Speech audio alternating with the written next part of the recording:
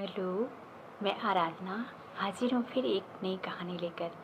ये कहानी है एक व्यक्ति की जो अमर होना चाहता था। तो उस व्यक्ति ने बहुत तपस्या की, बहुत पूजा पाठ करता था, बहुत मन लगाता था और बहुत नियम से रहता था। तो फिर उसने सुना कि एक साधु बहुत पहुँचे हुए हैं, तो उनके पास वो पहुँचा। तब उनसे कहता है कि मैं चाहता हूँ कि मैं अमर रहूँ, तो हमें ऐसा कोई उपाय बताइए जिससे हम अमर हो जाएं। तो ऋषि ने कहा कि अच्छा, तुम जो ये झील है इससे पार करके जाओ। मतलब उनके गांव में एक झील थी, तो क्या उस झील को पार करके जाओ तो वहाँ पे तुम्हें पहाड़ मिलेंगे। तो 2 पहाड़ पार करके जाओगे तो वहाँ पे एक मीठी झील मिलेगी, तुम उसका पानी पी लेना, बस तुम अमर हो जाओगे। तो वो बहुत खुश हुआ। वो व्यक्ति झील पार करके गया और वो अपना 2 पहाड़ भी पार किया उसने बड़ी तेज़ी से पार करके वहाँ पहुँचा मीठी झील के पास। तो जैसे ही वो पानी पीने चला तो वैसे ही उसे कराहने की आवाज़ सुनाई दी किसी बूढ़े की। तो उसने आवाज़ का पीछा किया और पहुँचा तो देखा कि एक झाड़ी के पास एक बूढ़ा आदमी बहुत कराह रहा था। तो उसने उनके पास गया, क्या है बाबा आप यहाँ क्यों पड़े हैं, और आप आपकी देखभाल करने वाले लोग कहाँ हैं।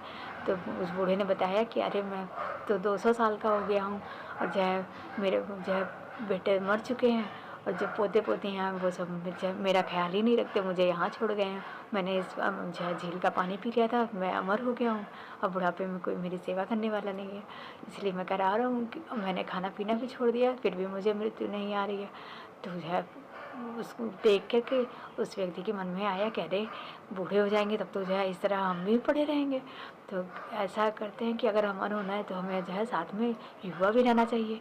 तो वो वापस फिर वहाँ से लौट गया, उसने पानी नहीं पिया, वापस लौट के आया संत के पास। फिर उनसे कहा कि अब क्या ही अच्छा हो कि अगर हम अमर होने के साथ साथ युवा भी रहें और जवान रहेंगे तो हमें किसी के सेवा की ज़रूरत नहीं पड़ेगी। तो क्या ऐसा हो सकता है। संत ने कहा कि अच्छा, तुम वहाँ तक पहुँचे थे तो उस झील के पार करके तुम एक पहाड़ और पार करते तो वहाँ पे तुम्हें एक पेड़ मिलता फलों से लदा हुआ। उस पेड़ के फल को तुम चख लेते, एक पेड़ का फल तोड़ के खा लेते वहीं पे, बस तुम अमर हो जाओगे और युवा भी रहोगे हमेशा।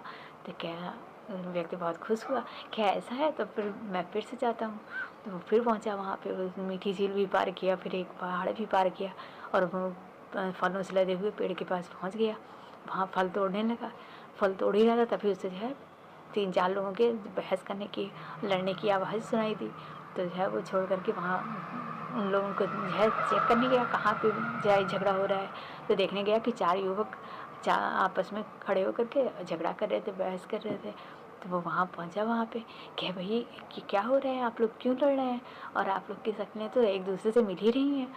तो कह रहे क्या है वो, तो उन लोगों ने कहा कि हम आपस में बाप बेटे हैं, इसकी उम्र 250 साल है, इनकी 300 साल है, इनकी 350 साल है और मेरी 400 साल है।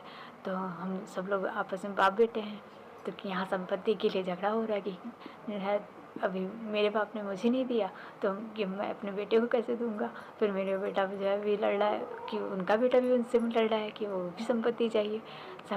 वही झगड़ा हम लोगों में चल रहा है। तो हमारा झगड़ा इतना ज़्यादा बढ़ गया था कि हमें गाँव वालों ने बाहर निकाल दिया, हम लोग यहाँ पहुँच गए हैं। तो कह रहे क्या, उस व्यक्ति ने फिर सोचा कि ये फल खाएंगे तो हम भी ऐसे ही हो जाएंगे। फिर हमारे भी बच्चे ऐसे ही आपस में फिर लड़ेंगे। तो वो वहाँ उसने फल नहीं तोड़ा, वापस आया, संत के पैर में गिर गया कि आपने हमें अपने मृत्यु की उसकी महत्ता को बता दिया। अगर हम मृत्यु की महत्ता को नहीं जानते तो हम अमर होने की इच्छा कायम रखते हैं हमेशा ही। तो अच्छा हुआ कि आपने हमें ये बता दिया।